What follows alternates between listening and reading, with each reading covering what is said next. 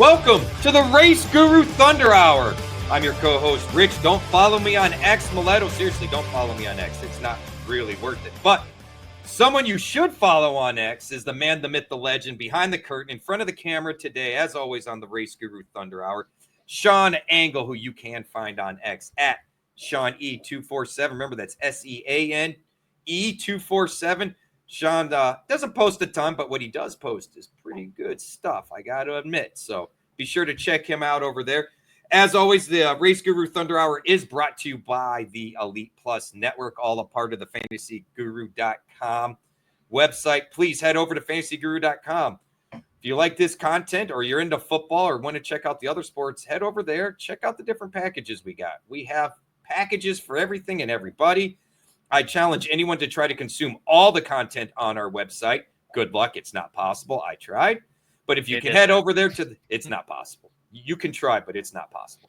You can head over there, hit the subscribe button, check out the different packages. If you're not real sure what works for you or what you want, have a particular price point in mind. I hear Ted's a really nice guy when you whisper sweet nothings to him via email. So reach out to us at support@fantasyguru.com. Tell him what you're looking for. Tell him kind of the price point you're working with, and he will recommend and maybe hook you up a little bit if he can. So give us a shot there. And hey, if you're watching on YouTube, feel free to hit the like, subscribe button there. I guess you have to be logged into YouTube to do it, so I did not know this. So if you're not into subscribing to YouTube or don't have an account, well, we'll do without the likes and subscribe, but we love them. We love all three of you that are out there. I know we joke, but it really do see the 10, 12 views or whatever, and we appreciate each and every one of you. Don't know about the views on other websites. I know I did get asked the question, Sean. You can't find the podcast on iTunes, correct? It's all because it's behind the paywall at Elite Plus or free on YouTube, correct? Yeah, you can watch the video podcast right here on YouTube for free. No account required, but if you do get an account, you can subscribe, and you'll actually be able to get notifications whenever the podcast actually goes live the minute it goes up live. And comment. Cool.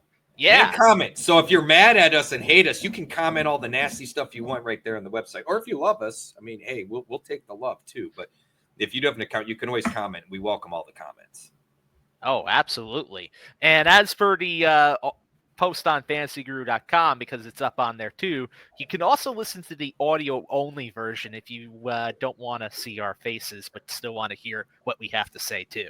That's also another option too. Like if you're driving in the car and want to listen to us on your commute. Yeah, see, there's usages for that too. Or if like you're working out at the gym and you need some NASCAR talk to help you get through your workout, we got you covered there too. Race, Well, I mean, we have a habit of getting fired up and getting other people fired up, right? So, I mean, I don't know. I feel like we could be motivational speakers. We'll get you going with that workout. Yeah, exactly. All right, now race around and lift up those dumbbells. Yeah. Well, speaking of workouts, how about we do a little workout talking about some NASCAR this week? Yeah, we'll get our little warm-up right here and go through Dover.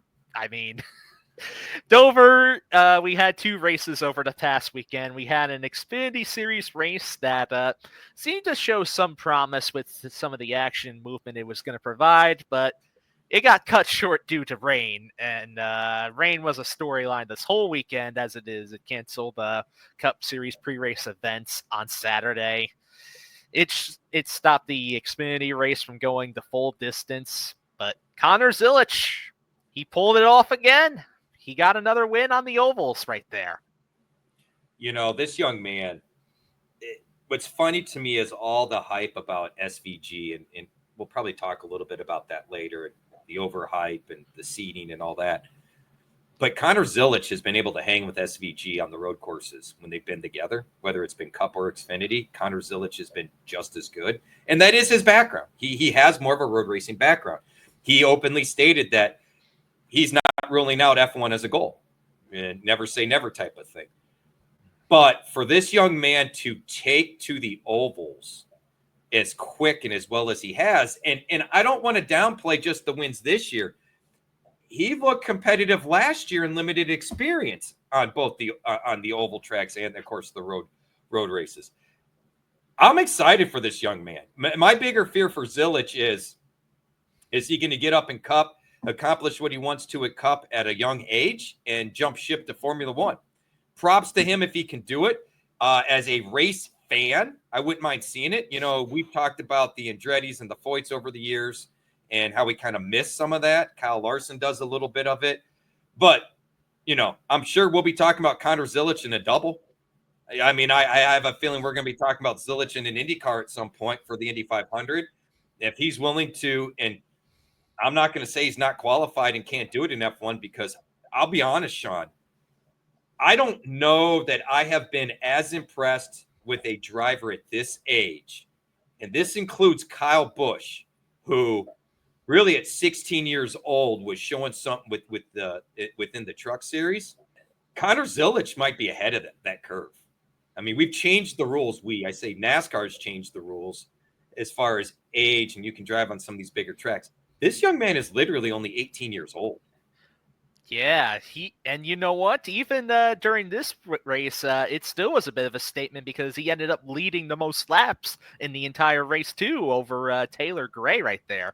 Which, credit to Taylor Gray, he had a pretty solid run overall too. But Zilich led 77 laps right there of the 134 they did get to complete. That's still more than half of those laps. So overall, I'd still consider it a dominant performance by Zilich over there. It was. And hey, shout out to the 88 team. That 88 team was fast everywhere last year with different drivers. They take a lot of pride in that car over there when they were kind of, you know, flipping through other drivers like we've seen JGR do. JRM, I think they're the best in Xfinity right now. I don't think they are the class of the field this year. Yeah. I don't think JGR, the last 2 years, I would argue JGR was the class of the field in Xfinity. I don't think that's the case this year. And I think that has played it. You know, shout out to Taylor Gray. Like you said, I had higher expectations for his rookie year in that car. I think he had higher expectations. I think the team did. But overall, we've seen William Sawalich struggle with JGR this year. He's flashed at times. It was fun to see him do well at the road racing. That is his background. But he looked good on ovals last year, and this year we're not seeing it. We're not seeing it from Taylor Gray. We kind of hoped, and we've seen flashes of him in the past, especially in the limited races he did last year in Xfinity from truck. It's kind of odd. And, you know, the one JRM driver I am a little bit kind of, I wouldn't say concerned, but maybe it's a sophomore slump or he's pressing, is Carson Guapo. I really expected. Well, he's a rookie still. Yeah, but I expected a better. I mean, so is Taylor Gray, but I expected a better run from Guapo this past weekend than what we saw. I felt like this was kind of a get right spot for him, considering how well he ran last year in the second race ever in Xfinity at a very difficult track. And he just didn't have the same speed. Maybe it's more the car. You know, the 88 team is just that much better than the teammates. Or is it Zilich? I don't know, Sean. It's probably a combination of both, because the crew chief on the 88, if he wanted a cup job, he could have it. You don't want it. Oh, yeah. Marty Lindley, the crew chief right there. He was the crew chief of Sam Mayer's #1 team for the past couple of years when he drove for JRM right there and had a bunch of flashes of strong performances right there, too. So that right there is also another interesting thing to note. The only other big thing that I'm going to point out, now that I'm looking at the full leaderboard here too, is we talked about JGR not being the class of the field, yet all 4 of their Toyotas ended up finishing inside the top 10 this past weekend at Dover right there, including William Sawalich in the 9th position. Taylor Gray, as mentioned, was 7th, and then 2nd and 3rd. You had Eric Almirola in 2nd and Brandon Jones in 3rd right there, Rich. The guy who impressed me the most was Jones.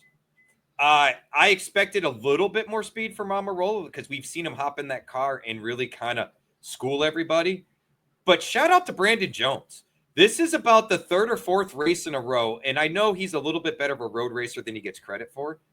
But overall, he has been wrecking less and showing more speed. I could argue he has been the best or most consistent of the JGR cars, because the 19's been flipping through other drivers, so I don't know that that's a great example.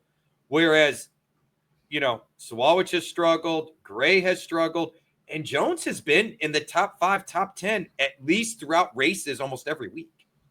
Yeah, and it also shows because Brandon Jones is the highest driver of the 3 full-time JGR drivers in Xfinity this year, being 6th in the overall regular season standings, ahead of Taylor Gray, who is 9th in the regular season standings still and has been ascending. So credit where credit is due. Taylor Gray is picking it up, at least within the past couple of races more. He is, and I did expect JGR to be a little bit better this week. This is one of their best tracks, Xfinity and Cup, and we saw a bit of that on Sunday's event. Yeah, and that's very true. And speaking of JGR, they really did show a strong performance on Sunday, winning with Denny Hamlin, and they occupied 3 of the top 5 right there, Rich. But really, the whole story about Sunday with the Cup Series, it was just the classic case of JGR versus Hendrick Motorsports, because those were the top 2 teams the entire race right there. We've seen that story so many times before, but now it's been actually a couple races since we saw the 2 teams dominate at the top, but right there. But that was the exact case this week. Chase Elliott, he led the most laps with 238, but it was Hamlin with his 67 laps led, taking it over his teammate Chase Briscoe right there. Another solid run for Briscoe, Rich. Hat tip to Briscoe. And honestly, the guy we're not talking about at one point looked like a guy could be contending for the win, Christopher Bell, who wrecked while leading. Yeah, and not to mention, he spun while leading, and then he took the entire race, made it back up there to be right there competing with Hamlin for the lead again, and then spun out again at the end. So it was just kind of interesting, to see how Bell, that tells me they were running the car on the very edge, and I don't have a problem with someone like that spinning. I mean, you could tell it just got a little loose out from under him. Didn't hit anybody in the first one. So, I mean, hat tip all around to all the drivers, because we commented last week, it's a self-cleaning track, and it sure looked like we were about to have one of those incidents. He did a great job of riding the brakes and keeping it out of the wall and sliding down the track fast. And I was impressed with all the cars that were able to just split him. I mean, it was like a V. They just went on both sides of them. And so hat tip to all the drivers there to keep the cars in one tact. Well, except for the second time that he spun, because not everybody got through that one there. No, I mentioned the first one. Second one, not so much. Yeah, unfortunately, William Byron was an unfortunate victim of that one, getting clipped by Noah Gragson right there in order to end his day at the end right there. And Ross Chastain could have avoided it too. No. Well, he was doing his own problems on that was another, shame on me for having so much faith in JRM and Ross Chastain on Saturday. That one hurt. I did tell someone, short of an engine or a car breaking, I think Ross was a guy to watch, and it's a shame we didn't get to see it. I would have loved to have seen him and Zilich kind of battle it out. I think that could have possibly been the case, but the car broke. Yeah, that's just really unfortunate.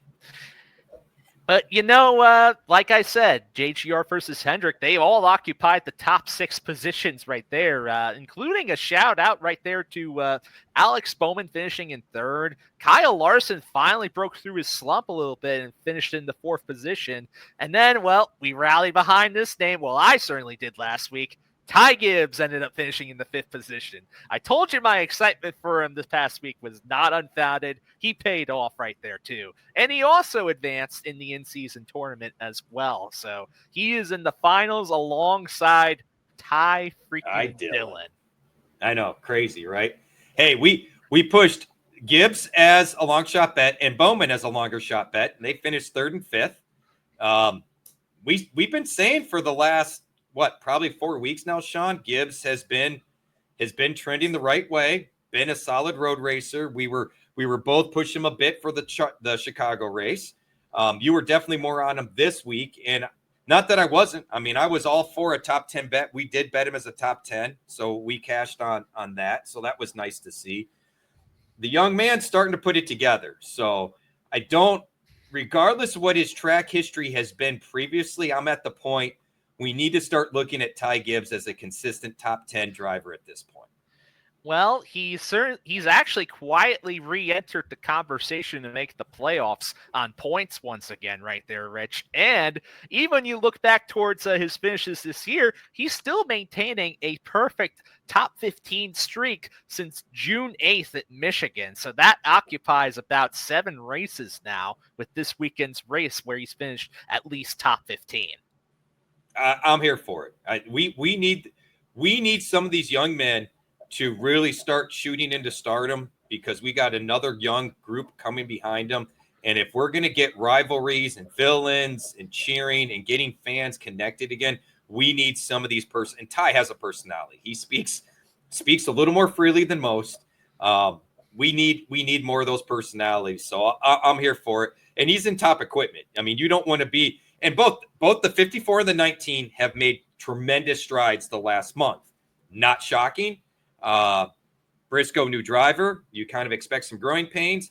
Ty Gibbs, we've seen these rookies struggle the first couple years in this next-gen car. It's just been that way. We have not seen too many drivers jump up and get into this car and just, hit the ground running. It reminds me of 20 years ago or 30 years ago, before Jeff Gordon. When Jeff Gordon won as a rookie, it was kind of a big deal. We hadn't seen a rookie win in quite some time. Heck, it may have been Dale Earnhardt. I'd have to go back and look, but it very well could have been Dale Earnhardt back in 72 or whatever it was, 75. Well, I can't even remember the year, but it had been a long time. Then we hit an area. Rookie last won in their rookie season. Yeah, the first win in the rookie season before Gordon. It had been like a decade or more before someone had won as a rookie. I'll have to go back and look that up. I'm doing it from memory, Sean. So feel free to correct me if you ever see anything, but. Then after Gordon did it, we started seeing it on a fairly regular basis, right? Kyle Busch, I believe. Yeah. Kyle Busch, I believe, did. I believe Logano struggled a little bit, but I feel like he got one in there. He did in his rookie year. It was a rain-shortened victory, I remember. Yeah, I believe that, yeah. So we've seen that. And then now it's like we've gone back a little bit. We're not seeing these rookies really hit the ground running like we did back in the early 2000s.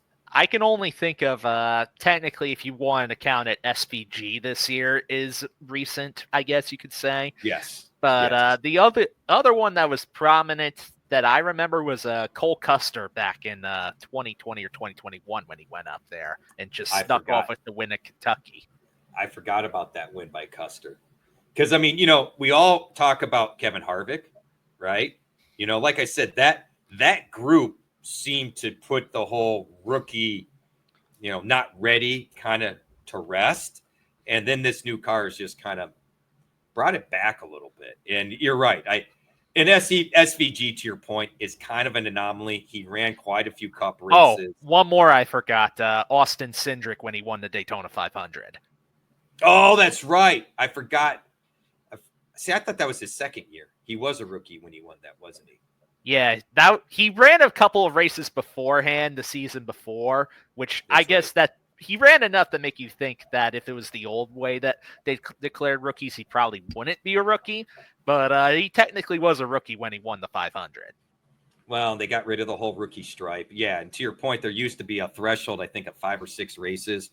If you did more than 6 races in a year before full time, that you lost your rookie year. Basically, rookie of the year honors is what because they still gave you the yellow stripe, even though you weren't necessarily running for rookie of the year. But that's beside the point. Yeah, truly. But overall, though, a couple of interesting finishers there. J.G. Jarvis, as Hendrick has mentioned. Blaney finished 8th, and then the top 10 is rounded out by 2 RFK drivers. And I do also want to give a quick mention to Kyle Busch in 11th, who ran top 10 for a good amount of the race too. So, well, that's and where I'm going to leave it off at. He pitted, right? He had to fight back for 11th. What was interesting was the audio with the team afterwards. There was a lot of praise from the team to Kyle. Kyle gave props to the spotter, and he did not lose his cool. He said basically, we gave it our best, guys. I did what I could, type of thing. And then old RC, Richard Childress, comes over the radio and goes, "We got to get better cars." I'll paraphrase, but we got to get better cars. This isn't acceptable. You could tell Richard Childress was very not pleased. And you and I talked about this earlier in the week, Sean. There is something in common between RCR, Colleague, Trackhouse. All three teams that, when we went to Next Gen, had impressed us, right? Austin Dillon had some great finishes. Kyle Busch won his first year at RCR. We've seen AJ Allmendinger run well at Colleague. We've seen the Colleague cars run well. We saw Ross Chastain and Daniel Suarez get wins. And now it's like all three cars are hoping for top 10s. Like, I think that's where we're at. Like, I don't know that I can consider Ross even as a contender to win a race. Top 10, yes, but more than that, I don't think so. And they all have one thing in common, Sean. ECR engines. There you go. You know, it's interesting that you brought that up now, too, when you think about it, because Trackhouse was the only one of those organizations to even have any wins this year, too, with SVG on the road courses and then Ross winning the Coca-Cola 600, which that played in their favor because that gives you probably the most amount of time in order to work on your car throughout the race, which plays right to their strengths. Agreed. And with it, and the other thing that does at that race, the night and day thing, changes dramatically. There's a lot to do with that. But, you know, you mentioned this to me. Allmendinger made it clear earlier this year that motors were lacking. Dinger came over the radio and made it very clear. He felt they were chasing. And that's going to play into what we look at for this week, I would argue, Sean. You know, as we talked before the show, there's not a lot of overlap of where we head next, right? There is one track that I think we can look to, and those cars with the EC motors didn't exactly fare well there. No, not exactly. Not exactly so far, but we'll get there soon enough. We got a few other things that we got to get through first. So let's actually transition over to the news stories of the week. First of all, we're leading off with two stories that have to do with tracks that are and are not returning to NASCAR in 2026. Let's start with the new one that is getting added because as of us recording this, time-stamping this on Wednesday night right here, NASCAR confirmed today that they're going to be going to the street course in San Diego, but it's going to be at the Naval Base Coronado. I was going to say, street course, I'm using the term lightly. So that's interesting because the whole time I thought that they were going to be racing among the streets of San Diego itself, like the city streets like they did in Chicago right there. But instead, we're going Navy base racing, which has that ever happened really, Rich? Do you remember that ever being a thing? No. So the Cleveland Grand Prix for IndyCar used to take place at Burke Lakefront Airport in Cleveland. So running on airports is not necessarily unique overall. In fact, they've ran at airports going back decades, right? I mean, it's flat, it's open, it's a good place to check speed, right? So this is nothing crazy. They're doing this in part as, you know, the Navy's anniversary. That's part of it. You know, one of their big things is I think they want the background. They already said we don't know for sure. This is kind of the generic layout, but you will be seeing a USS carrier in the background. You will be seeing a couple of Navy things in the background. This is all about imaging and optics, right? The track layout doesn't look terrible. It reminds me again of an easy version of one of the tracks on pole position. The concern I have is they're pushing 3 miles. I fear that might be a little long. We've seen, you know, COTA was that way, and they cut it. Road America is quite long, and they didn't go back there. So my biggest complaint, you know, they said they'll be on the tarmac, not the runways, which makes sense. There's not going to, just like Chicago street race, there's not going to be any elevation changes. So from a racing product standpoint, I'm not holding my breath. From an optics standpoint, I get it. I can appreciate the hat tip to the Navy anniversary. But from a racing standpoint, I don't know, Sean. I'm not really on board. I'm not 100% sure about how the layout is going to go, which, by the way, I am going to point this out too, because you mentioned about a layout right there. I know there was that big promotional video that they released, which, by the way, I will say, as far as anything having to do with this is concerned, that promotional video that they did was actually kind of cool. I'll give them that one. They do great with the promotional videos. I'll give them a hat tip on that. Ben Kennedy came out and said this, we don't have the layout nailed down, but this is the generic layout we're looking at and tentatively working on. So that was what I was going to point out. Yeah. The video had a layout in it, but that's not the final confirmed layout. But as far as that is concerned, they said that this was going to be a 1-year deal there for this particular track. So they could extend it or look at other bases too in the military that NASCAR could run at. And they're still figuring out a bunch of things with this. But what we do know, though, is that it's going to be on Father's Day weekend next season. And it is going to be one of the races to be broadcast on Prime. So that right there is interesting and important to note. I think the Father's Day weekend thing is very interesting because you know what, Rich, you remember what race was on Father's Day weekend this year, right? What race was on Father's Day? I don't remember now. I'll give you 2 words. Mexico City. Oh, what? So you know why I bring this up? Because you know what, then it makes me think that maybe the chances of them returning to Mexico City is going to be lowered because that was the days they were aiming for that to begin with. If I were a speculation person, you know what I mean? Yeah, I just don't understand NASCAR sometimes, man. I mean, it didn't even dawn on me that they were in Mexico City for Father's Day. Like, what a crappy way to do Father's Day. You know, I mean, when they did Mother's Day at Darlington, they made it a whole thing for the moms, you know? And the San Diego thing is all about the naval anniversary, right? So, I don't know, man. NASCAR would screw up a wet dream. Well, if anything, I guess the silver lining, because I know you didn't like Mexico City, is they may not actually even go back there next year now, too, is my guess. So I hope that's the case. The part that bothers me the most about it, Sean, is I go back to if your actions don't match your goals, you're failing. Someone explain to me how going to Mexico City helps rein in costs. Because from what I've heard from the team, Sean, it's a significant increase in cost to do that trip.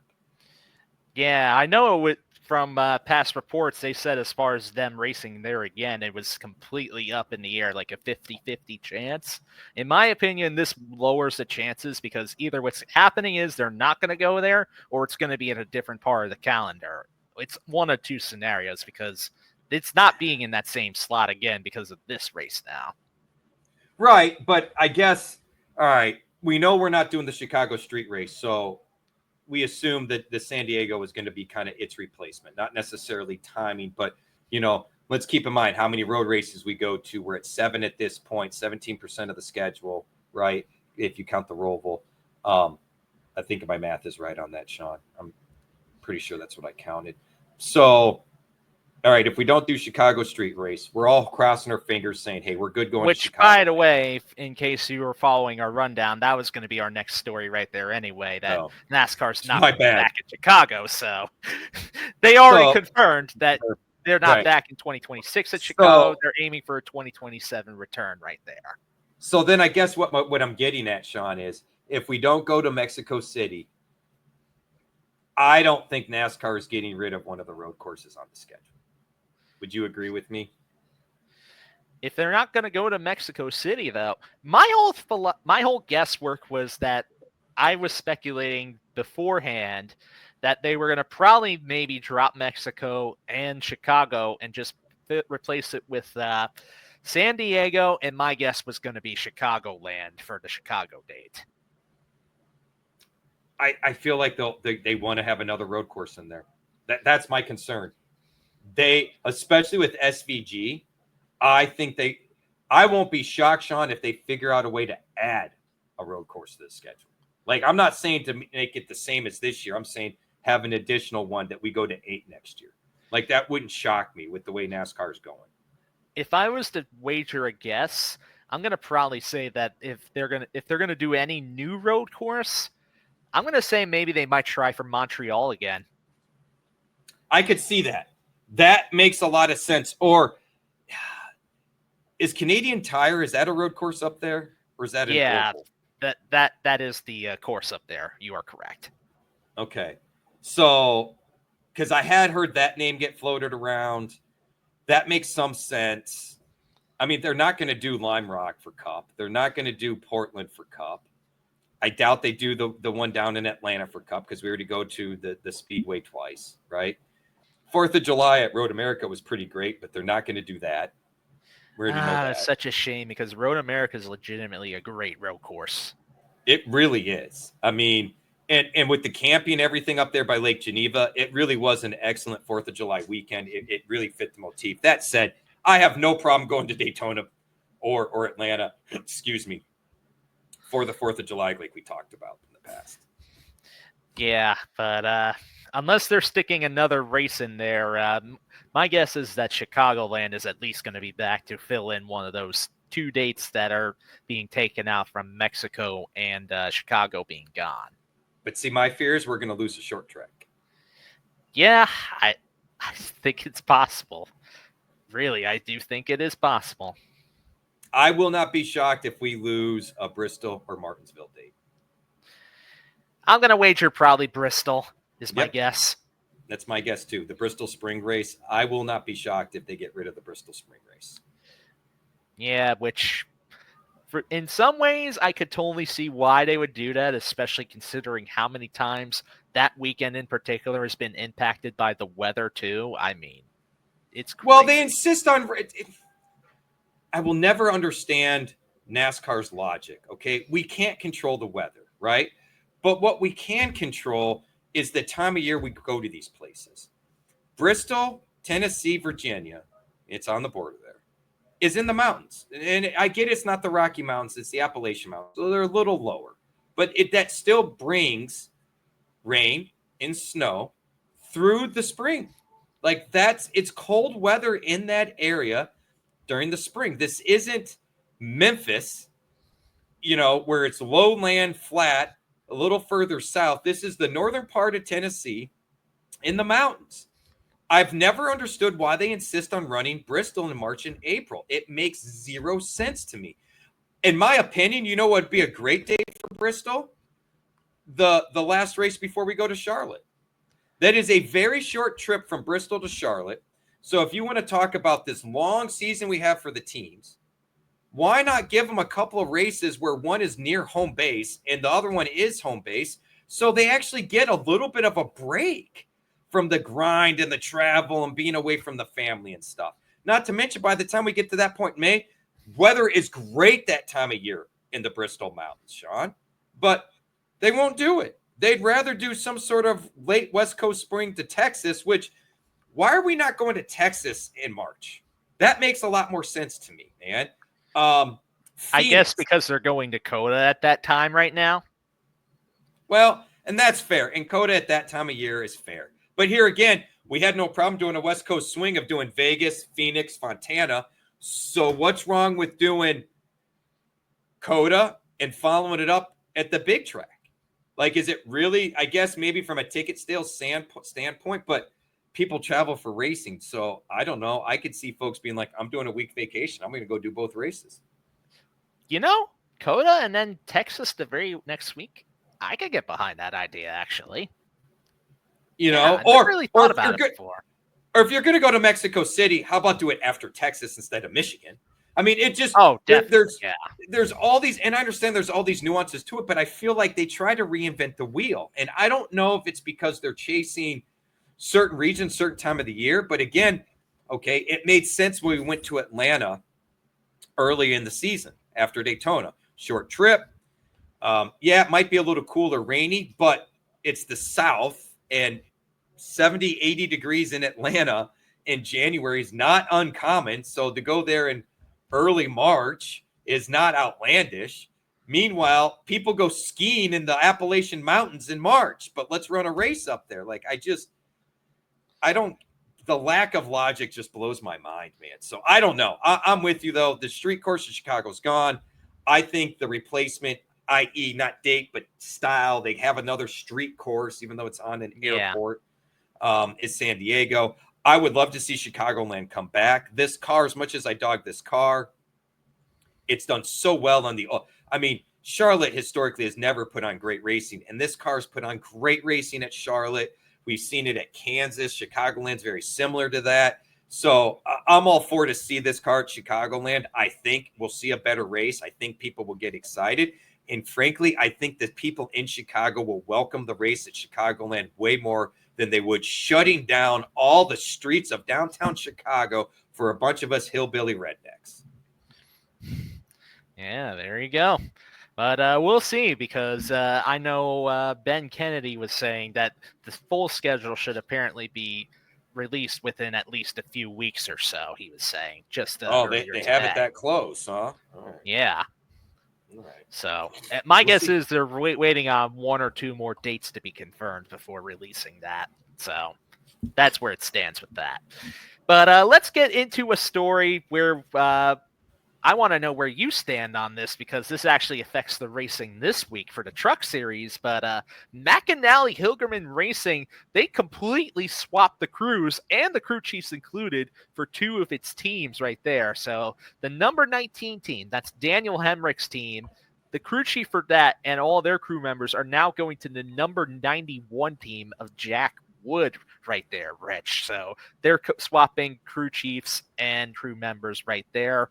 I want to have your synopsis on what you think about this whole swap right here within these two truck series teams for McAnally here, Rich. I had higher hopes for Wood, and he keeps leaving me wanting more. We've seen good speed from that team. The McAnally team has had good speed at times, especially when they put a couple of, I may get this wrong, but I feel like Ross hopped in their truck. No, that was Nice. Who was it that hopped in one of the trucks this year? I'd have to look it up. I hope this helps Jack Wood, because I want to see Jack Wood do better. I always get nervous when they make these moves, though, because chemistry matters. So simply getting the crew chief and the driver on the same page may magically happen. It should be all the same parts, all the same information. So it's like, if it's setups and stuff like that and it's not helping Jack,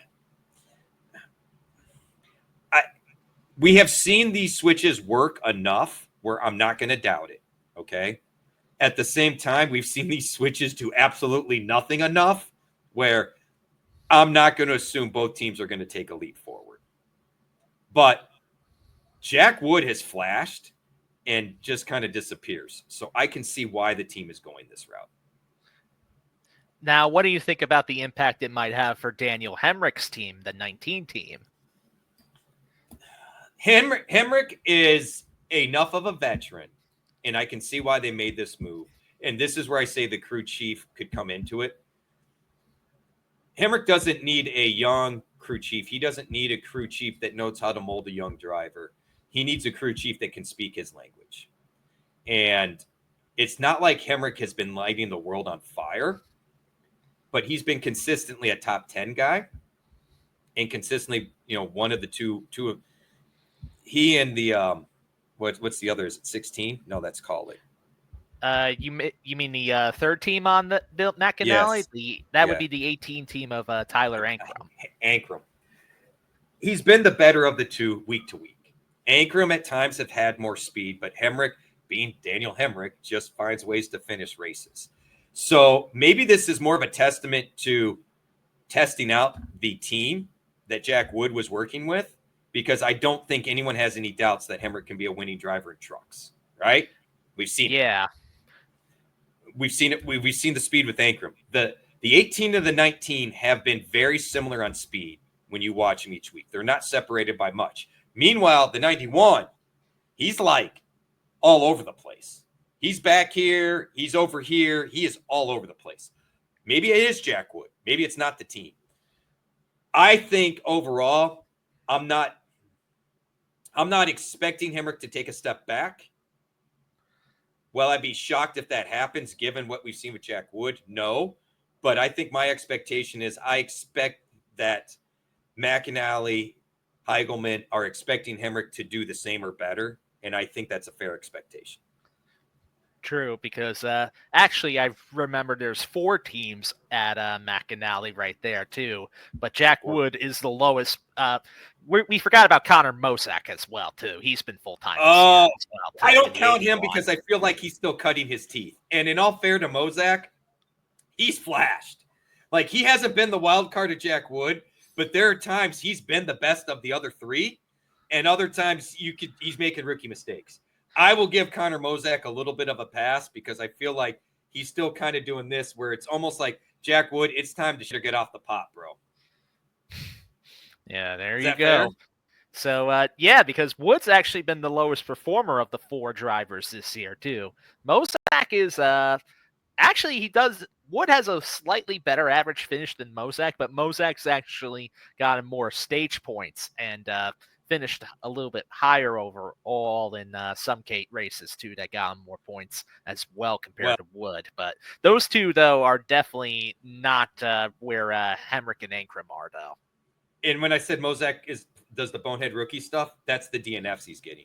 Jack Wood is not getting as many DNFs as he did the last couple of years, but he's also not getting top 15 finishes. He's also not finishing in the top 10 in stages. And Mosak, he's like that. How would I want to describe him? He's like that dog that just keeps showing up, right? He gets his nose in your lap, and then he goes away. And the next thing you know, you got the nose in your lap again. I still have hopes for Mosak.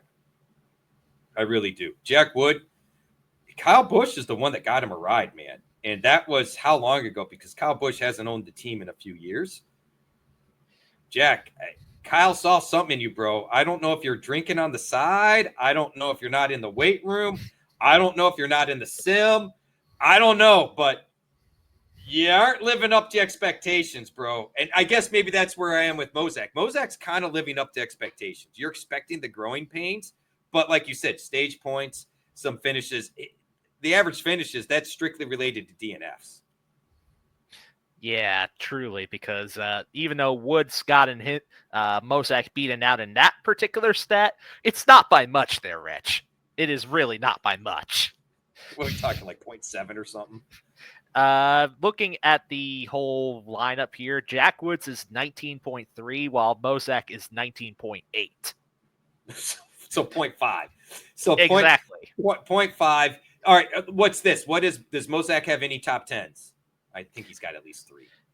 Mosak has 2 top 10s, while Jack Wood only has 1.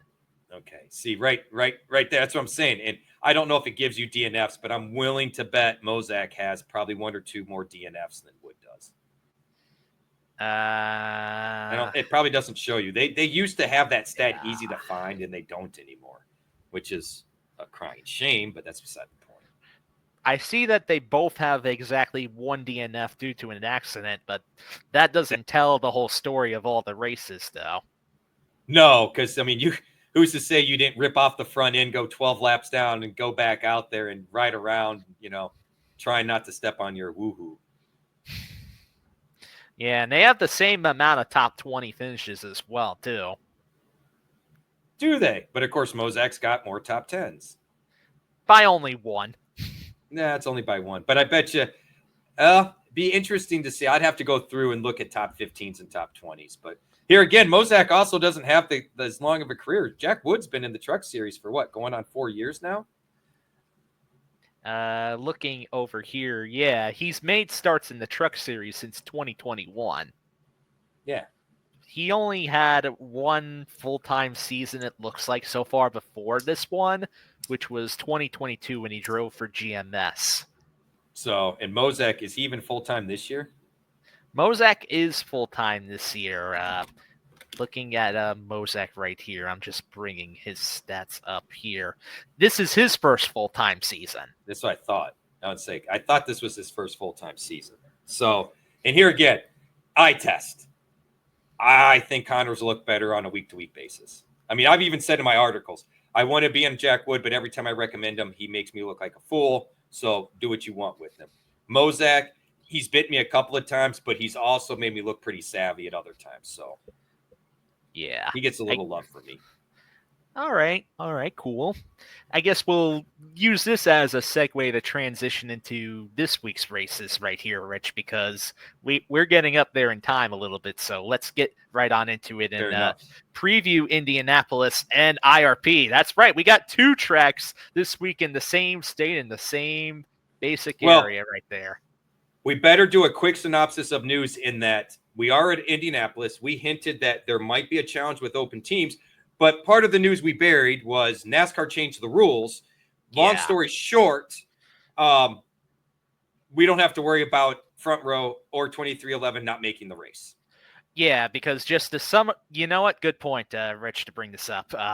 Just to summarize, NASCAR created a new rule to be enacted this week, allowing up to 6 open teams to automatically qualify for each race based on their positioning in the owner standings, which, well, convenient enough, that's always going to be occupied by 2311 and Front Row Motorsports because they've entered every race and all the other open teams have not entered every race this year. And there's how many cars between those 2 teams, Sean?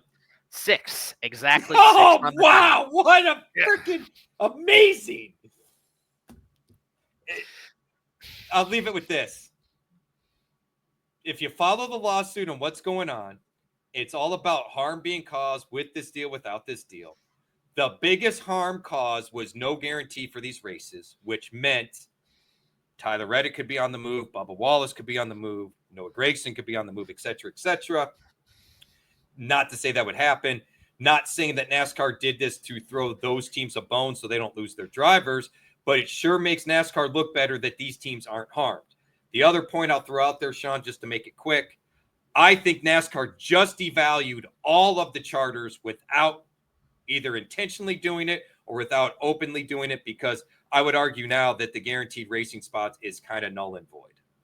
Yeah, 100% agree with that, Rich. And I will say this, the stupidest thing right there is them getting to choose at their discretion when limit how many drivers enter each race and that they could change that at any single time within this rule.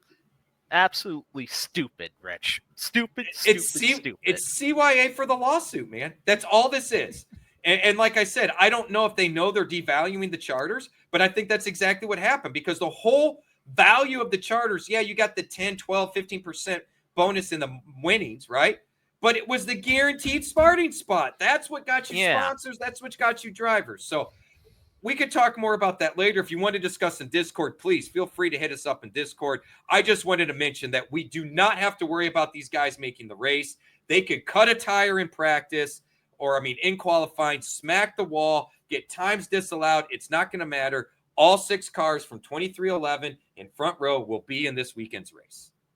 And all the other races for the rest of the season, for that matter, too. Until they change the rule. Yeah. Until they decide to just change the rule again mid-season. Mid-season rule changes. NASCAR is like the only sport that does this. Ridiculous, man. It's absolutely ridiculous. All right, well, let's move on. I just wanted to throw that out. Thank you for throwing that out there before I get too fired up about it.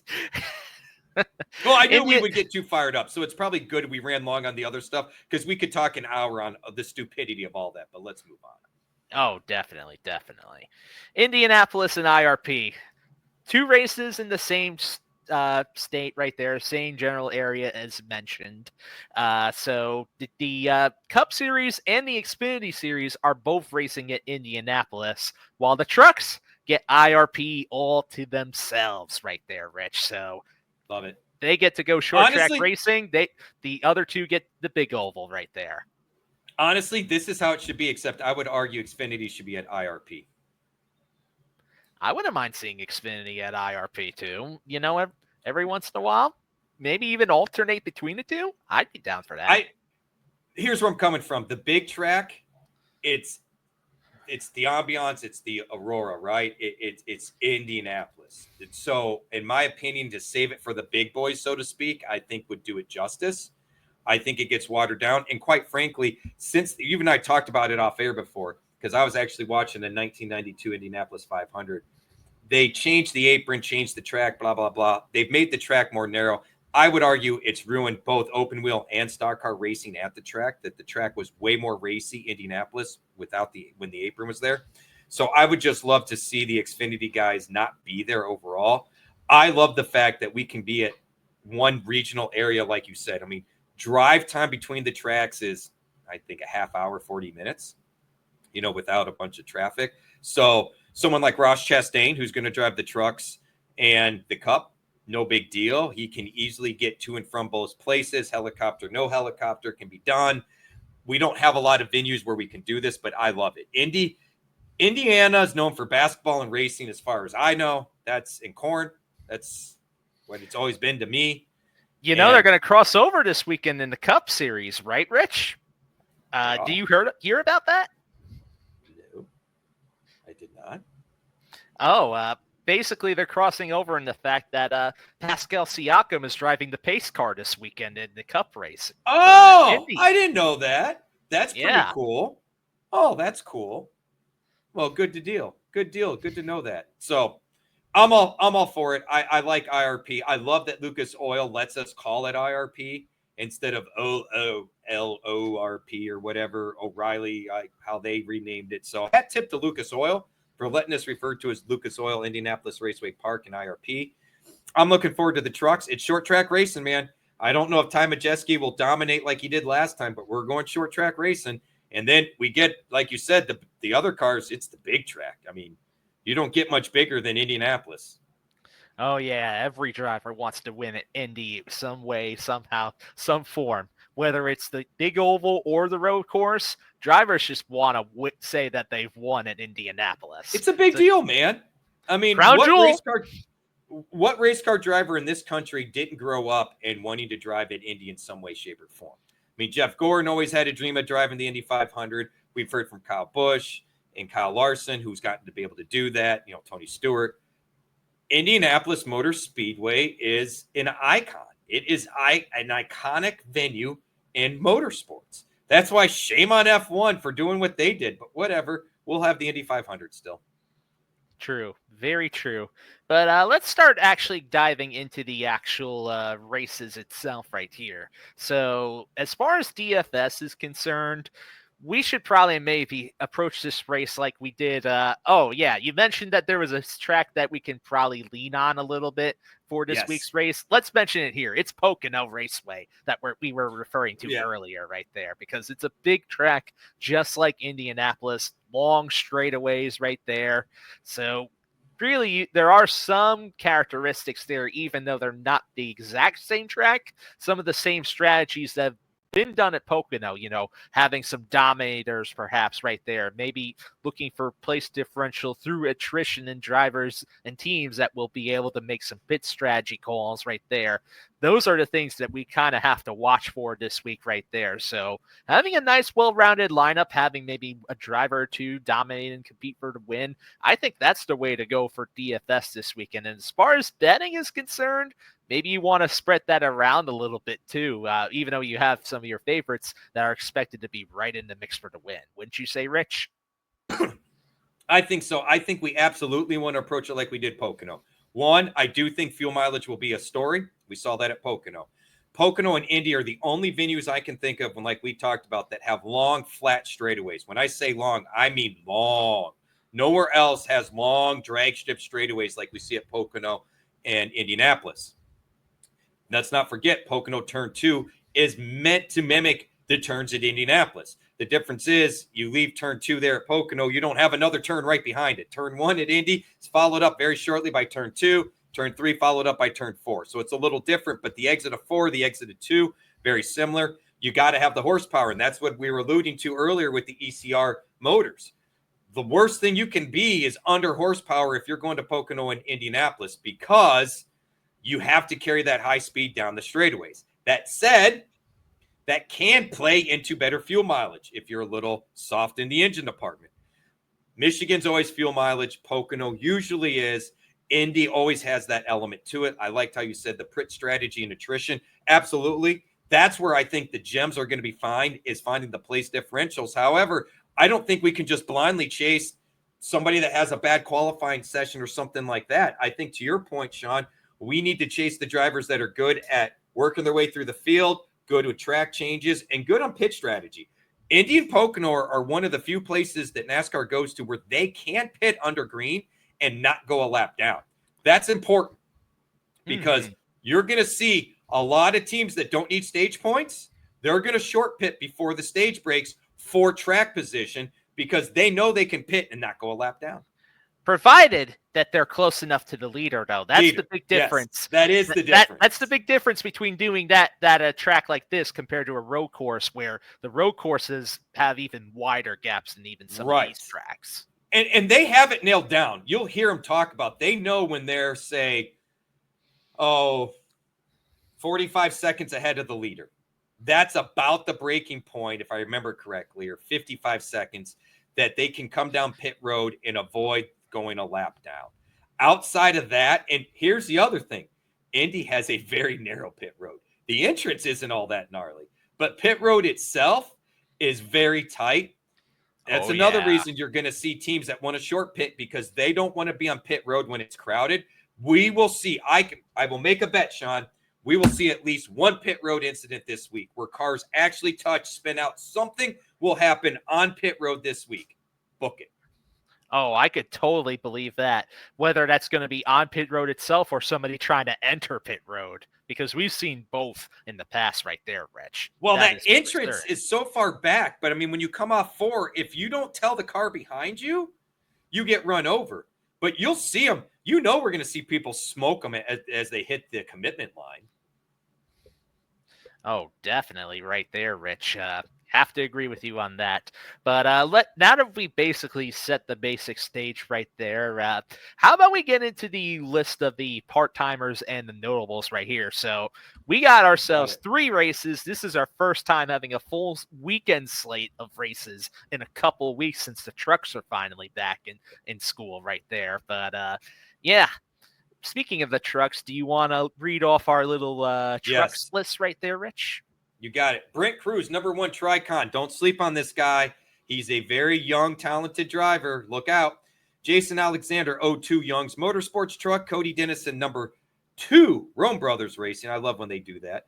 Norm Benny, number 6. Norm Benny's been around forever. Don't expect too much, though. This is another one to watch. Brendan Butterbean Queen will be in the 07 Spire Motorsports truck.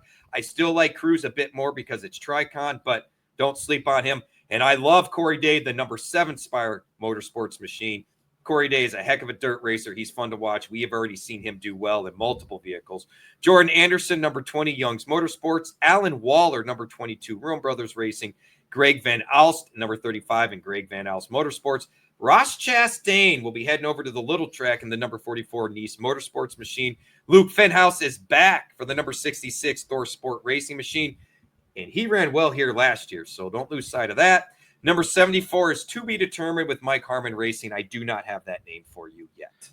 Yeah, and I just was trying to look up that name while you were reading off the list right there, too. I could not find anything either yet. Yeah, so. I did. I looked before the show, too, so no dice. Yeah. In the Xfinity Series, we have Logan Bearden back in the 07 for SS Greenlight Racing. Garrett Smithley is in the other SS Greenlight entry, the number 14. We got Kyle Larson doing double duty this week. He's in the number 17 for Hendrick Motorsports. Eric Almirola is back in the number 19 for Joe Gibbs Racing.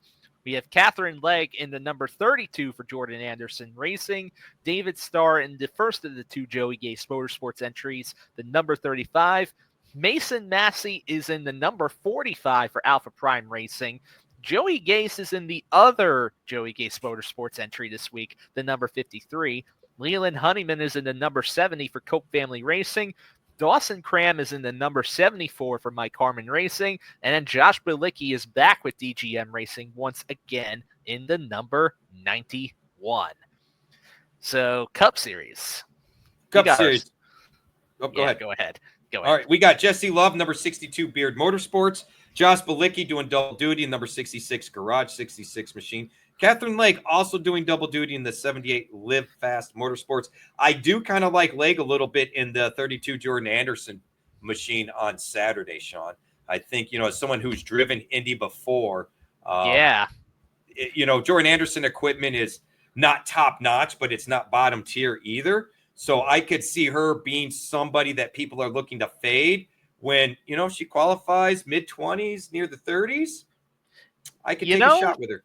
I was going to say she's at least getting a little more used to riding in stock cars now because you're not at least hearing her spin out or wreck on the first lap anymore. Well, she's at least getting into races quite deep, And she outperformed Corey Heim at Chicago. Again, her background is road racing. She's also been in the Indianapolis 500. And I'll be the first to admit, anytime we have these Indianapolis 500 drivers hop into these stock cars, which I love that Kyle Larson's doing double duty, I think we need to keep this in mind. He also drove the Indy car.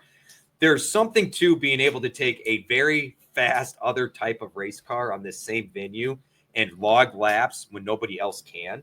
Like, there's something to that seat time and all of that. So I'm not necessarily fading Lake for Xfinity. I'm definitely looking at Larson early. So maybe we can start talking about these picks. Yeah, but before we get over there and discuss our picks, let's remind the good audience that is watching and listening to this that we are part of FantasyGuru.com. Over there, they have NFL packages in the draft guide available. Plenty of packages that can get you the best possible deal there. Hit up support at FantasyGuru.com for the best possible price. We still have MLB going on. You can get the guide over there too. And you know what? Be sure to like, subscribe, leave comments. Just let us know how we're doing. Feel free to interact with us, whether it's here on YouTube or through the Discord. We do see everything right there, so keep that in mind. Or if you don't feel like hitting us up there, hit us up at least on the Xbox machine. Well, at least me, because Rich is like, don't follow me there unless you want to discuss topics that are heated. So there you go. Yeah, I did say, if you want to have an angry discussion, by all means, hit me at Fantasy Bosco. Although I will say this, I did drag Danielle Trotta a little bit on X the last couple of days, and she deserved it. Is that so?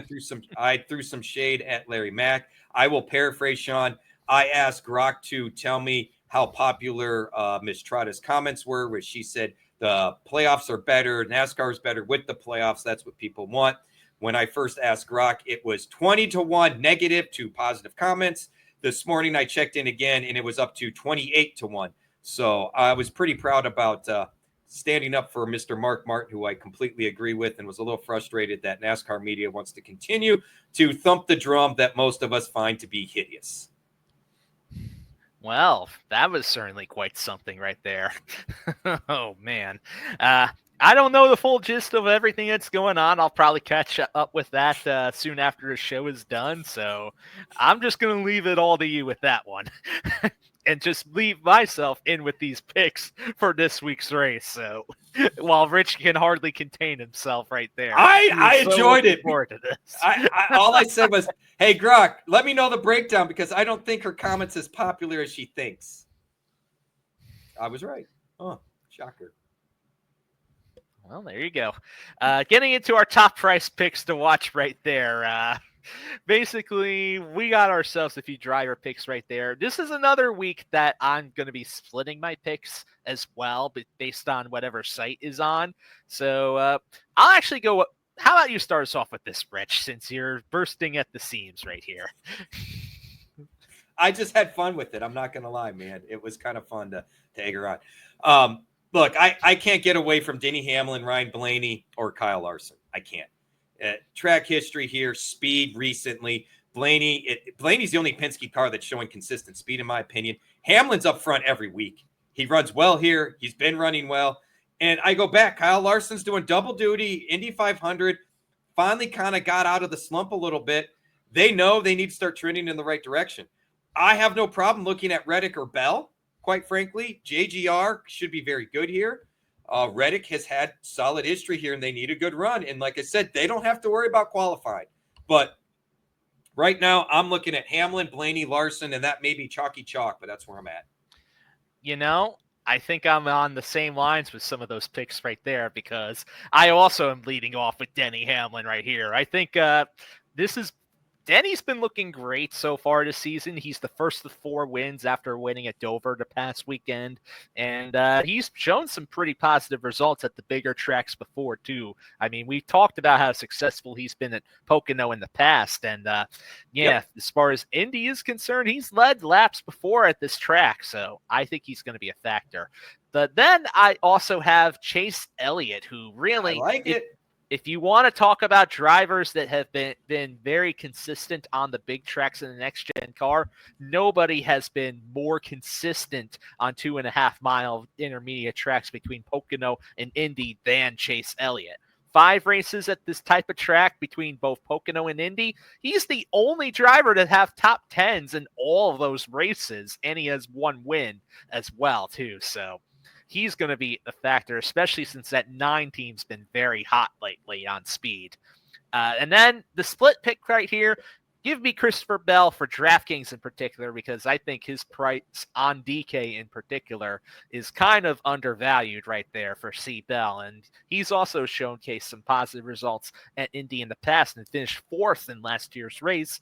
And then for FanDuel, this surprised me too, Ryan Blaney. As it is. You mentioned about Blaney right there. I like Blaney a lot too this week, but I think he's even better on FanDuel than he is on DraftKings, because whereas on DraftKings, he is the 2nd most expensive driver in order to add to rosters this week. FanDuel, he is the 6th most expensive driver at $11,500, which is a big difference right there. So I do think if you're looking at a GPP tournament, I know a lot of people, when I say GPP in the Discord, are like, I'm listening. Put him in your DraftKings GPP lineups if you really like him this week over FanDuel. I'm just throwing it out there right now. That's a discount on FanDuel. I like it because, Blaney being from Ohio, I don't know if he considers this a home track of sorts or not, but I would if I were him. It's not. I mean, I guess maybe Michigan would be just as close, but Indy's kind of the heart of racing, man. So I like the calls. Should we move on to our mid-tier values? Yes, let's get right on to it. So for me, I had 2 drivers that I was very sure about. And then for my last one, I was kind of between a few different drivers for the last one. So I'll rattle off the 2 that I was pretty sure about. And that was Brad Keselowski and Alex Bowman. Bowman's had some pretty decent history over at the Indianapolis Motor Speedway. But Brad K, this has been a great track for him, and he is a former Brickyard 400 winner as well, too. And he nearly won this race last year if circumstances basically could have gone his way right there. But the last driver that I ended up deciding to land on is Carson Hocevar. Was that a name you expected, Rich? I'm not sure. No, not from you. And I don't mean that as a negative way. I just know you're a numbers guy, and he's been kind of in the wrong direction. I like the call because I think his pricing is finally getting back where it should be. His pricing got inflated when he had those nice runs, and it was getting tougher and tougher to use him. Then his pricing came down, and it was almost like, man, it's hard to not use him because the pricing is there, and he has just bit us. He should run well here. He really should. Yeah. I don't think he's ever run here, though, because I don't think he ran. He has, actually. Oh, he did? Okay, because I didn't think he ran in Cup or Xfinity here last year. He ran the Cup race here last year when he was a rookie, so. Okay, that helps. And who was he with last year? Was that Legacy? Was that one of the Legacy rides? He was with his current team, Spire. Okay, so he did do one of them with Spire here. I'll have to go back. I didn't remember him doing well. I like the call, but I tell you what. He started 30th and finished 12th here last year. That's a nice run. Of course, like we talked about before the show, there was a lot of weird stuff the last 4 to 5 laps of that race last year that kind of skewed the finishing order from where they were. Like Brad Keselowski kind of had this race won and then finished, 20-something? Brad K, where he finished last year, was 21st. Yeah, he led 35 laps, finished 21st. And he took – the sad part is as we were coming to restart, the final restart, he darted down pit road. Remember? Because that was the whole Blaney didn't know if he could go, and I thought I was the control car, and how come someone – like there was a whole hubbub at the end of that race last year, and it was all due to fuel mileage. So Yeah, because Blaney didn't want to face Larson right there at the end because Larson has a much faster car than him. Right. There was a whole thing. So last year's finishing order, I like the Carson call, but I got to tell you, Sean, I accidentally did my normal last 3 years breakdown top 10. So there was only one driver that had a top 10 in the last 3 races here. And it shocked the hell out of me.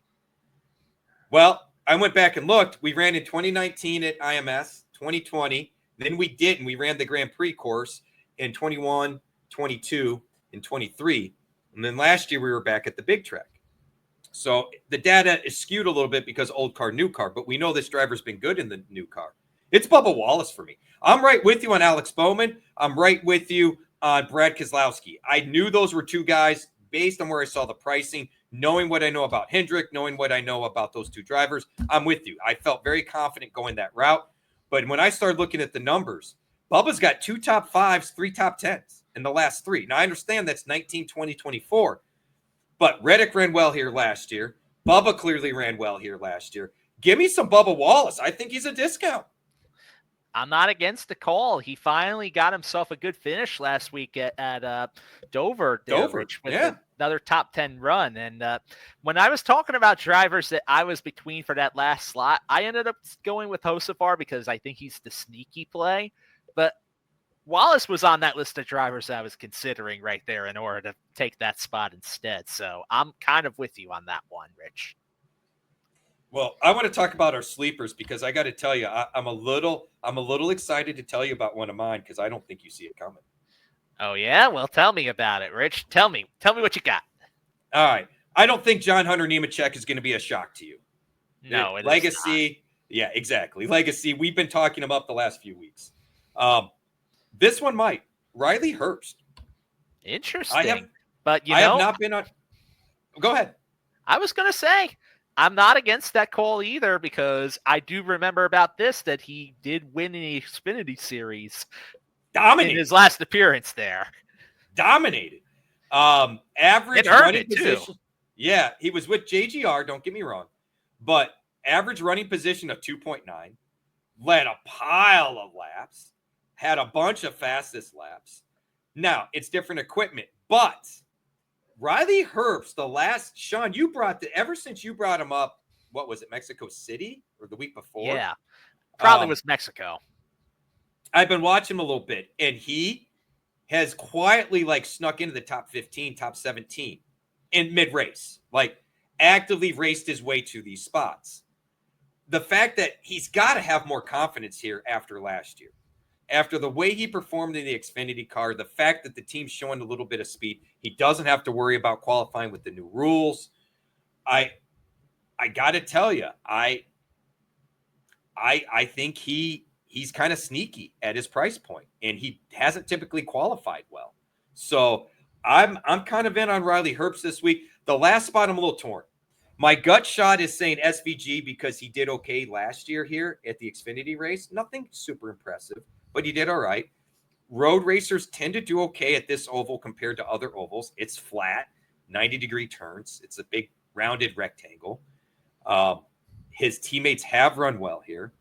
I'm a little apprehensive because of what we talked about with the motors, right? Where that's not a concern for Herbst. So I'm torn there. As I start looking at the numbers, I keep coming back to a guy that you like too, Sean. And so I'll let you tell us about him. But I'm kind of with you with this other option. I may go him over SVG. Ah, okay. I see what you mean there. So let me get my list out of the way there too. The guy that you were referring to probably was Todd Gilliland right there. Bingo. And The Todd Father. Todd Father time. I actually do not mind Todd Gilliland for this week's race overall there too. Front Row Motorsports, sometimes they are able to pull out some decent runs right here at these kinds of tracks.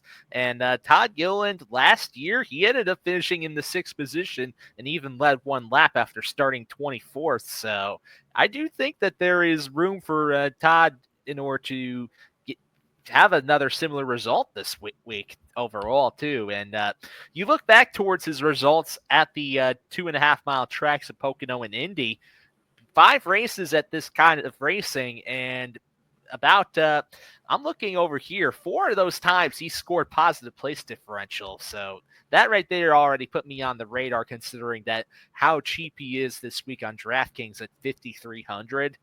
Yeah, I do like that. I'm also completely with you on John Hunter Nemechek. Really, I could have thrown either of the Legacy Motor Club cars in here, but I think John Hunter, who's ran a bit better here than Eric Jones has in last year's race, is the driver that I'm leaning more towards.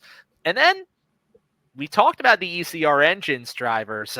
If this driver ends up qualifying in a position where I can use him, give me some Daniel Suarez. He finished in the top 10 last year and was the only one of those ECR drivers to do so last year. So with that Trackhouse Racing equipment. And overall, I just like his statistics on this style of racing as well, because he has 4 top 20 finishes at the 2.5 mile tracks in the next gen car right there. And the other time, well, it was due to circumstances outside of his control, unfortunately. But he's been pretty solid running at this track before, so give me some Suarez. Rich, you're muted. I'm a dunce. I was coughing. I didn't want to cough over you. I can't quite get there with Suarez, but I totally get it. I absolutely get it. And look, we're both kind of fishing with an ECR motor guy after we just said we're a little leery on him, especially with the long straightaways. But as you pointed out earlier when we spoke, these guys qualify in the back. We're not looking for necessarily top 10 finishes. What we're looking for is mid-pack finishes. And Suarez is capable of that. SVG is capable of that. Ross is certainly capable of that, right? So we'll see. We'll see. I want to talk about our core picks, though, because I'm torn, Sean. So maybe you can sell me, because I was really close to picking a couple of the same ones you did, and I went a little different. So I want to hear what you got. All right, my core 4 for DFS is Denny Hamlin at 11,000 on DraftKings, 14,000 on FanDuel. Most expensive driver on both sites, but I think he's well worth it.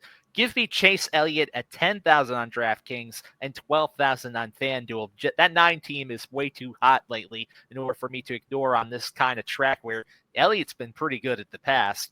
Give me Brad Keselowski at 8,400 on DraftKings and 9,000 on FanDuel. And then rounding it out with my value play, this could very much swing after practice and qualifying, but I got John Hunter Nemechek so far. It's 6,200 on DraftKings and 6,000 on FanDuel. I think out of the value drivers, when you get towards like 6.5K and below, I trust the Legacy Motor Club drivers in order to probably have the most speed out of those drivers within that range right there. So give me John Hunter for that last slot for now. I dig it. And the guy I'm torn on is because I told you earlier in the week, I'm all about some Brad. They need it. They've got to have some confidence. They ran well here. Plus they had fuel mileage. Like, it's not like he was just leading laps because of fuel mileage. They had speed as well. But right now I'm looking at Hamlin, Larson. I really do think those are 2 guys that I like potentially to win. I love the Elliott call. And the fact that Elliott's a little less money, they are hot. Maybe that is a better move to pivot from Larson to Elliott. I'm just struggling. You know me, when they do double seat time plus the Indy 500 seat time, I'm just really struggling not looking at Larson. I'm with you on John Hunter Nemechek. I went Bubba over Brad. And maybe I changed my mind later. Maybe I can get Brad in there still. If I went and punted with like a Riley Herbst or something, I haven't checked that out yet to see if I can make the cost work. Probably means I need to pivot at least off of, if I'm going to keep Hamlin, probably at least off of Larson to somebody a little lower value, whether that's Elliott or maybe Reddick or Bell. But we got to see qualifying. One of the toughest things we do when we talk about DFS is we get all excited about these guys, and then we see qualifying. It's like, how do I not start Ryan Blaney when he starts 31st? Like, yeah, exactly. The chalk is so chalky at that price point. It doesn't make sense in a GPP to fade that, right? Unless you just really, really want to be contrarian, of which case I'm going to say that's fine, but you're probably going to end up losing, because when you're that chalky with someone starting 31st like Ryan Blaney, him crashing out, you still likely could cash because of the ownership. So I do think, though, that this is another thing you have to kind of pay attention to when we talk about the chalk like this, though, too, is how many other drivers are that deep and in that same kind of position, though, too. The thing that makes Ryan Blaney work out so well the past week, though, is because there weren't too many drivers that were that far back that were able to make their way and rise up through the field like that. The only other driver that I could really think of off the top of my head that was in a similar kind of position was Kyle Larson, who was really more expensive than Blaney was. So when you have multiple chalk options, the ownership kind of gets a little bit more split between the two rather than going all towards one top driver like that. True, but if I would argue even having a 48 to 50 some percent ownership share is big enough that I have cash when these guys have wrecked. And you know what was interesting is you're right, Larson was more money and he started 6 places closer to the front.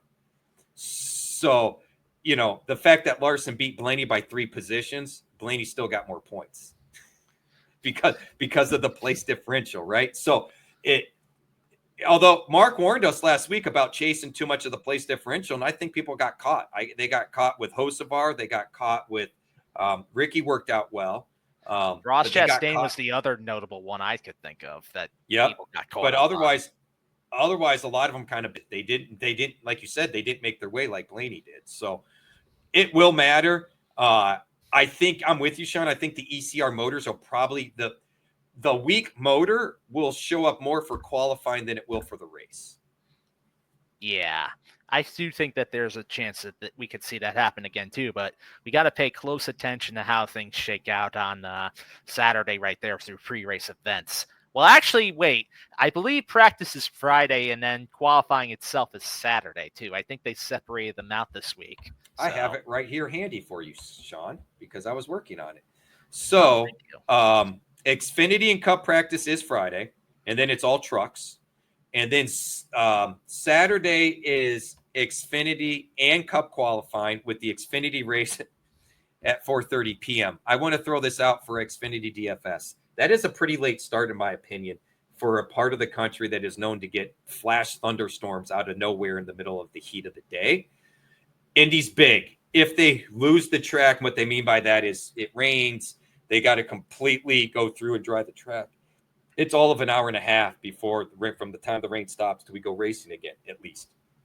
So if we start green flag, and there's no lights, so we start green flag racing and we get a rain shower, we could be looking at the exact same scenario that we saw at Dover, where due to time, we get a short event.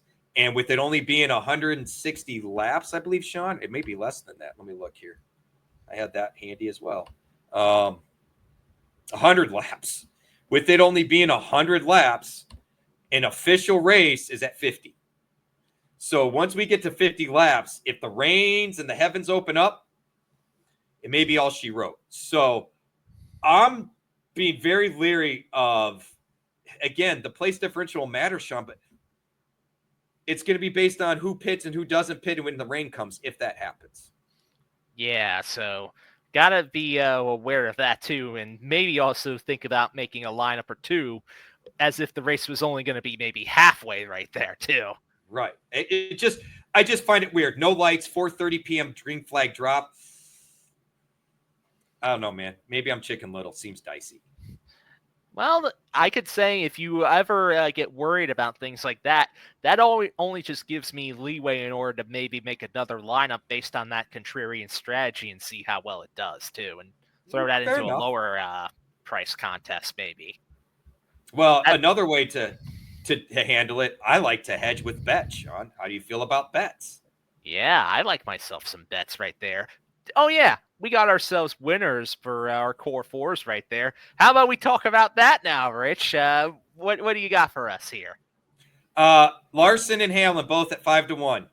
That's how I'm leaning to start with. I think Reddick's interesting at 11-1. And my McChicken bet is Bubba Wallace at 30-1, plus 3,000. I like it. I like it overall. I think Reddick is the one that I think could fly either way because his speed has been a little bit iffy at times this year. But at 11-1, I would consider maybe placing something on that too. Well, Bell is 12-1. I mean, it's if you push me again in a corner, I think I'd rather bet on Bell at 12-1 than Reddick at 11-1. I also would rather bet Bell. Yeah. It's just Reddick, I'm very curious to see practice because, like I said, 2311 needs a little boost, and Reddick he ran really well here last year. Oh yeah, he certainly did, and even the one race before that with RCR that he participated in on the oval too. Yep. So my betting core 4 winners, I got Hamlin at plus 500 as well. So we're both on Hamlin again this week. Ryan Blaney at plus 750, Chase Elliott at plus 900, and then the McChicken winner bet that I have is Brad K at plus 2200, 22-1. Brad K might surprise and lock into the playoffs and just burst that whole picture this week. I hope so. See it happening. I want that to happen so bad, Sean. I really, really want that to happen so bad, man. If it isn't going to be him, then I could also see one of the other RFK guys maybe sneaking up there to compete as well. Those RFK Fords were quite fast within the overall scheme of Pocono at times too. So let's not underestimate them right there. You know, Chris Buescher, 14-1. Oh, I like that call. Brad Kane's at 22-1, and then wow, Ryan Preece is deep, dude. Wow, he is really deep this week, Ryan Preece. And he ran well at Pocono. For context, 80-1 in order to win on DK Sportsbook. Dude, he's 3-1 for a top 10. I'd actually take that as a shot. Why not? I would say I kind of like that bet as a shot. I was just looking it up because I was like, why didn't I chase Brad at a top 10? I don't know that I like him at minus 120 just because of the bad luck he's had. But I got to tell you, Ryan Preece at 3-1, that's enticing. Oh, that certainly is. You even look towards Ryan Preece. I think he even was close to the top 10 or snuck off at the top 10 at Pocono. Yeah, he finished 8th at Pocono. I would say I feel like he got a top 10 at Pocono. That's why. Well, guess what? I'm adding that to the bet list then because that is kind of gnarly. Speaking of the bet list, we should probably get into that since we finished our core 4 winners right here. So, yes. Actually, I'll let you start with yours here. I know you just mentioned Preece at plus 300. What else you got? I like Bubba for a top 10 at plus 115, Bowman for a top 10 at plus 135, and Hamlin for a top 5 at minus 140. You know how much I like those bets, Rich? I like them so much that I'm going to say I 100% endorse all of them. I love them this week. And that's a lot of top 10s for me to put out there, Sean. I get nervous because if I'm going to do that, then why don't I should do like you talked about the round robin, just start nailing who I think will be top 10s. But what I like about all those guys I think are legitimate top 10 finishers this week, and it's all plus money. The negative 140 on Hamlin is a top 5. That's a little more bold than I normally get. Man, he's been on fire lately. And I don't know if he's trying to give the FU to NASCAR with the lawsuit and all that stuff. But, bro, he's on fire right now. So, I mean, I'll drink the juice a little bit, not chase the win and go for the top 5. But, look, Bubba's been 3 for 3 the last 3 races here. He had a top 10 last week. Bowman has been top 5 for the last month, it seems like, or top 10 for the last month with some nice top 5 finishes. So, and we know how Hendrick runs, and we know he just quietly gets things done. So I feel like that's a nice boost. Preece was top 10 at Pocono, like you said, and we talked about the RFK guys. So I don't know. Maybe I'm a little heavy, Sean, but that's where I'm at. Now, my next question to you is, what do you think about taking Hamlin instead of top 5 at minus 140? What do you think about him for top 3 at plus 150? That's a good question. I think you could get away with not drinking the juice and getting that top 3. I just like the top 5 because I'll look at this last week, right? Ty Gibbs, Bowman did get into the top 3, but Gibbs, he was one of the ones we talked as a potential top 5 and barely got it, right? I kind of like that 2-place cushion, although it's a significant odd change, right? Because you're betting 140 to win 100 versus betting 100 to win 150. I could be talked into it. Yeah, I think that could swing either way depending on where Hamlin qualifies and everything, but it is something to consider right there. I'm not against either one. I'll just say that much. I'm with you. So I know I basically said that I agree with Rich's choices for the other bets right here. I mean, really, they're great stuff this week. So I decided to throw something else in here as something interesting to try. I like it. So I got myself a parlay. Right, that's right. We're going Parlay City right here. So this is between the group winner bets on DraftKings Sportsbook. So between the three different groups, there's a Group A that I like, Group B, and Group C. Now, Group A is to determine the top finisher between Kyle Larson, Denny Hamlin, Ryan Blaney, and William Byron. Give me Denny Hamlin at plus 225. Group B. Dig it. That is between Chase Elliott, Tyler Reddick, Chase Briscoe, and Christopher Bell. Give me Chase Elliott at plus 220 for Group B winner. Now, for Group C, that is between Chris Buescher, Joey Logano, Brad Keselowski, and Ty Gibbs. Give me Brad K at plus 285 for that group winner bet right there. Now, if you put all three of them together, you get odds of plus 3904 if that all hits right there. I could, and you know what? I could easily, you could bet each group winner and then do individually, then parlay. And if one of the legs doesn't hit, you'd actually still break even or make your money back if say two of the three hit. So there's just something to keep in mind. Because that, tell you what, Sean, you've hit some of these parlays this year. If that hits, bro, that's a big one. Oh, yeah.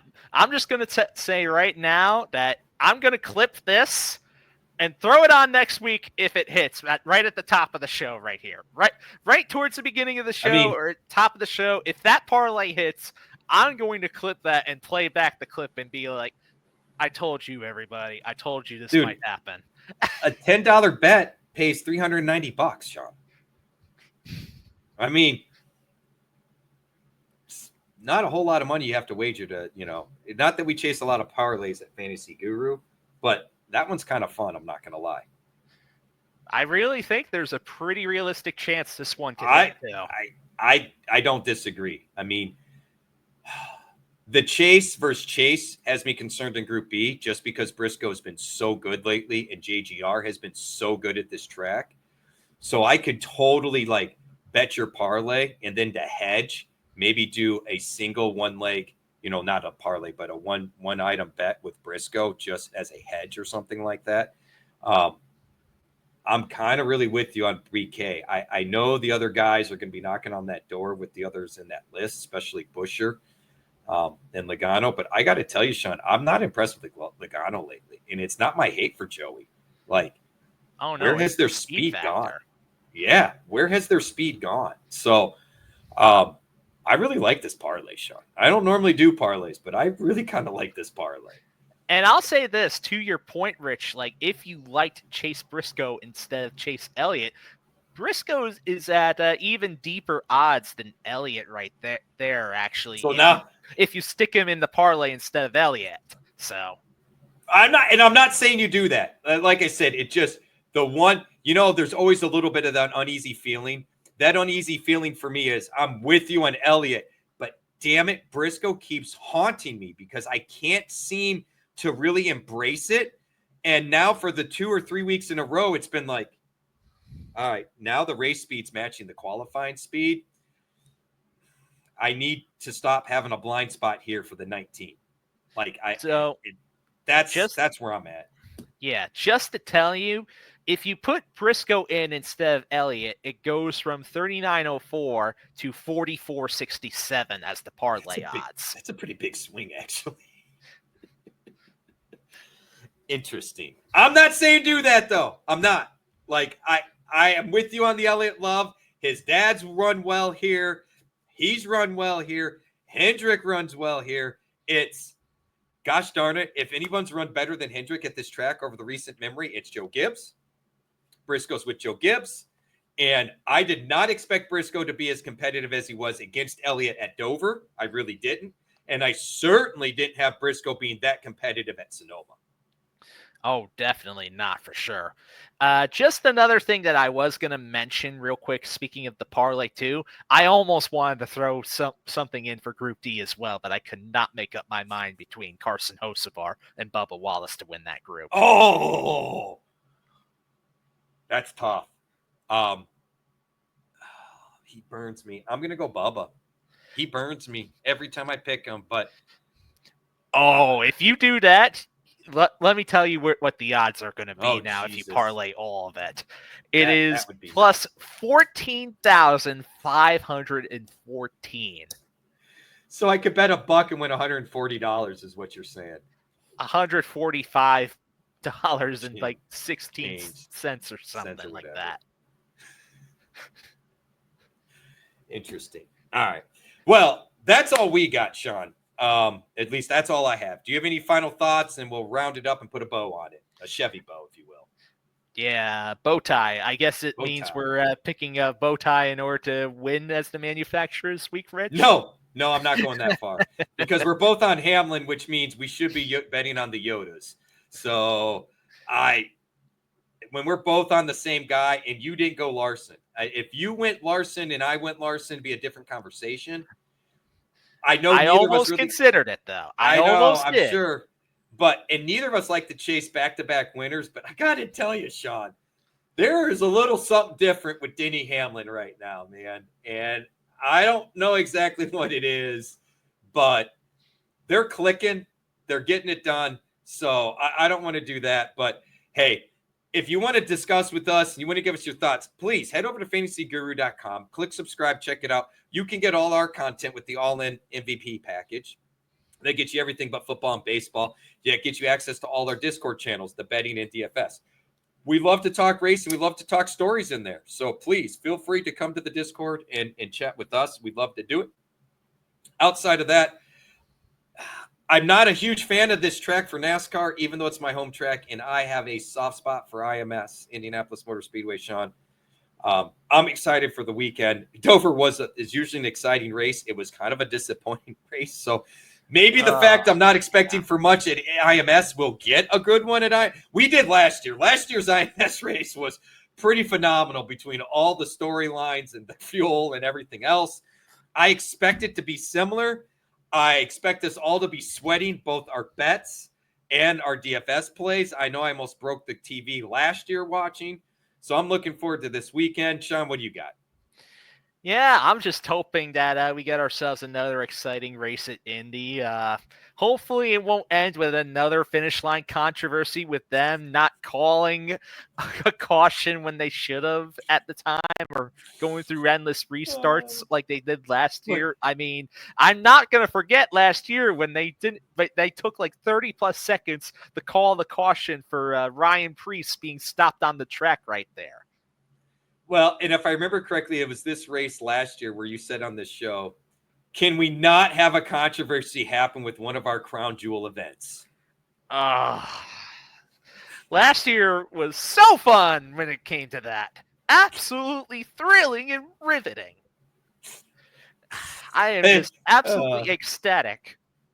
Well, I'll leave you with this thought. NASCAR could up a wet dream. I don't know what else to tell you, that they haven't changed. The fact that you brought up the point with the caution and everything else last year, we did the same thing this year, more controversy. There has been nothing consistent. They haven't done anything to change consistency other than, hey, more rule changes in the middle of the year because only NASCAR could do that. So I'll leave you with that, Sean.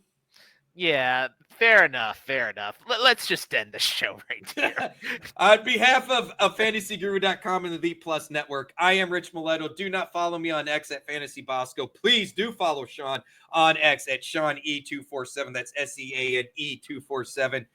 Till next time, peace.